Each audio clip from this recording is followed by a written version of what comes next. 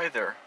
So the mass killing of 19 children in that primary school attack in Texas would have shocked the entire world. Yes, definitely would have shocked the entire world. But one thing we need to understand is that why these things happen and our role in them. Yet you might say, okay, what role do I have?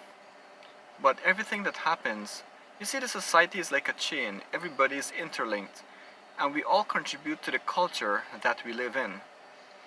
The culture is like an average, the average mentality or the average mindset or the average consciousness of everybody within the society.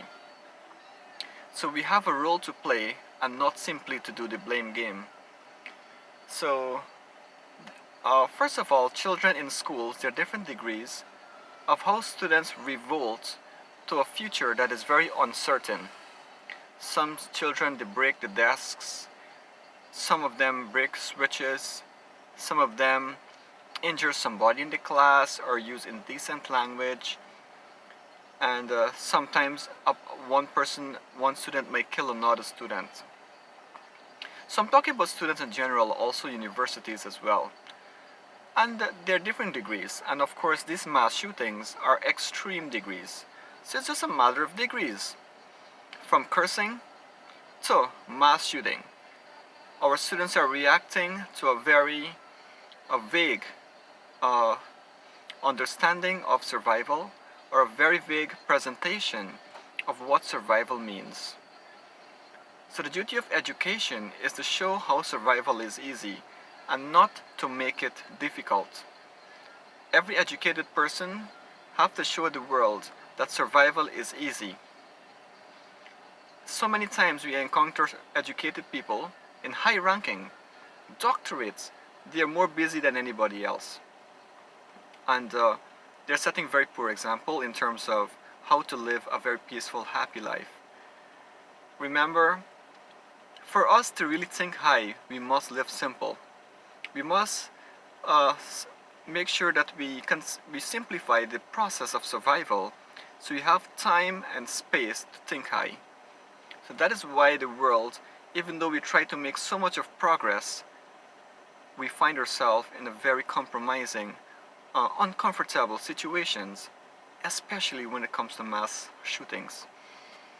So, yes, I have my phone in the other hand, and I'm just going to read a little. Maybe you can look at the screen here. Yeah, that's in the BBC World News. Families are so upset, so heartbroken on the passing of their loved ones in the shooting. Yes. So 19 young children and 2 adults have died in the shooting at the primary school in Texas. I'm going through it a little. The gunmen opened fire at Robb Elementary School, which teaches children 7 to 10 years in the city of Uvalde, I guess, excuse the pronunciation, before he was killed by law enforcers, officials said. The 18-year-old suspect had a handgun, an AK-15, semi-automatic rifle, high-capacity magazines. That's what the investigators say. The teenage is suspected of shooting his grandmother before the rampage. So that's giving us a general idea about what would have transpired. Yes, so what you see, everybody is a reflection. We can consider humanity or the society to be an ocean. And every person in that society has the qualities of every other person. That is why sometimes, let's say I'm a Guyanese.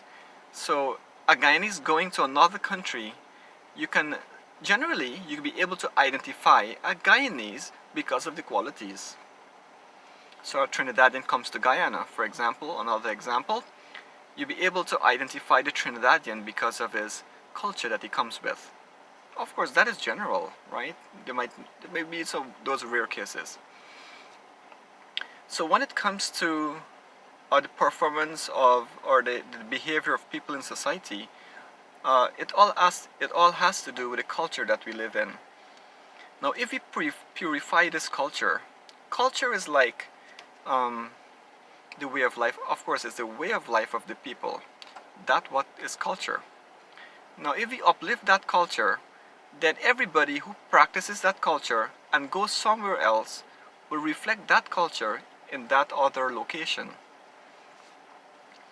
So if we want our children to behave well and to conduct themselves properly, then we must change the culture that we're living in.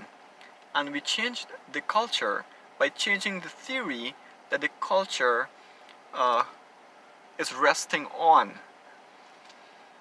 So at the moment we have survival of the fittest theory, and under survival of the fittest, that's why we're having all kinds of problems. Less hope in survival and these kind of things. Of course, the other theory is equal survival opportunity, meaning that we try to live in such a way that everybody have hope for the future, everybody have hope for survival. But equal survival opportunity comes with practicing humane conduct.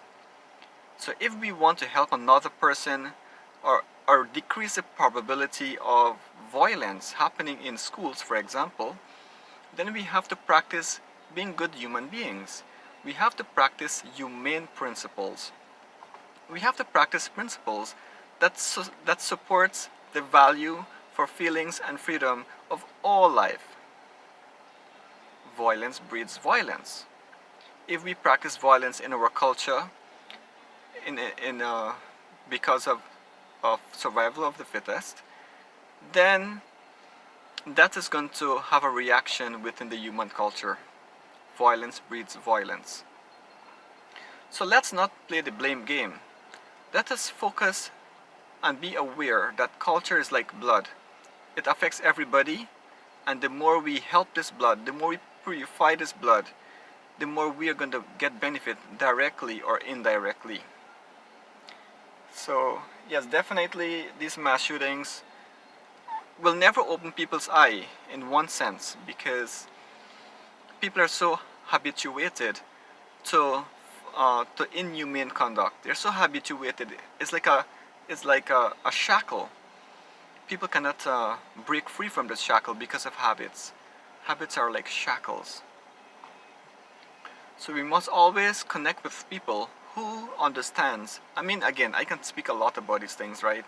I can diagrammatically show you piece by piece how humane conduct makes the world a better place, exactly what it entails. I can also show you how inhumane conduct makes the world, makes the culture more compromising, so that one individual can attack another. Okay, so yes, definitely, it's very, very sad, more sad than the actual situation, in a sense, that people do not learn from this. People have no faith that their habits are responsible, and we need to purify and be aware of how our habits are causing this kind of ripple effect in culture, and how culture is generating persons of destructive caliber.